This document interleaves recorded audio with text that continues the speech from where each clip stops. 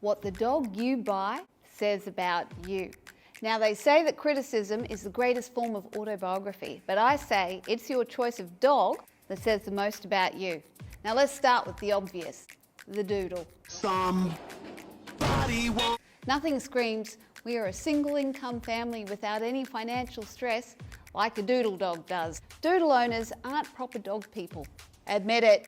You're just people who like the idea of a dog, but don't want to bust out the Dyson daily. Doodle people want a living teddy bear that occasionally interrupts their kids' Xbox games and looks good in a bandana on the school run. Instead, you've ended up with a fat dog with a tight perm who, when you're at the park, seems to forget its own name, runs into the sunset like Forrest Gump. French bulldogs. These dogs say, my kids want a dog, but I don't want to walk it, so screw it. I'll pay $8,000 for a dog that snores while it's awake. Frenchies are the Bogan's Chihuahua. They're the perfect showpiece to flaunt about at the cafe, but they're stocky enough to make you almost feel like a Staffy owner, but not.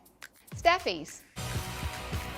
You're a hard worker, good on the tools, and accept that you'll never get your bond back.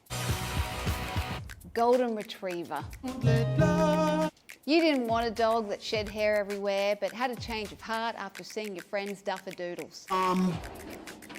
Golden Retriever owners have chosen the path of least resistance and are resigned to the fact that a dog that gets on with everything is worth the daily antihistamine and fur-covered upholstery in their Range Rover.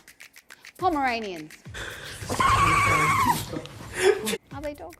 When you're not buying accessories for your panting pom-pom, you're sending memes of poms to your friends, whether they want them or not. You have no storage left on your iPhone because it's full of Pomeranian photos. Rescue mutts.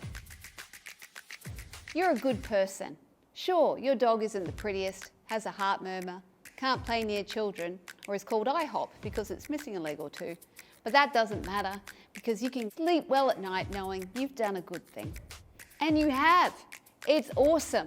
However, rescue dog owners tend to want to tell everyone they've got a rescue dog. You don't have to tell us. We can tell by its face. Border Collies. Although priced out of the market, you're still clinging to the dream of having acreage with a cow or two. On your fifth walk around your housing estate, you're starting to wonder why you bought such a high-energy dog. Don't worry, it just thinks you're a sheep, you exclaim as your dog nips at the ankles of 3 children running away in terror. You would have whistled them back if you're on a farm, but you don't have a farm and you can't whistle.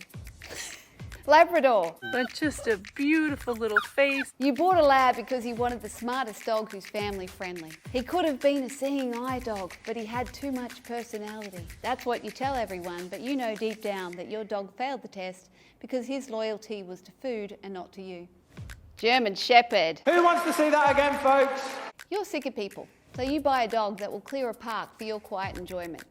You binge watch Inspector Rex and still to this day have not watched I Am Legend because you were not a masochist. While you're exhausted of explaining to your oodle friends that your dog won't hurt them, you secretly enjoy the power that comes with having a kick-ass dog. Now, when I wrote this article originally, a lot of people got very angry. So I want to hear all of this in the comments and then like and subscribe.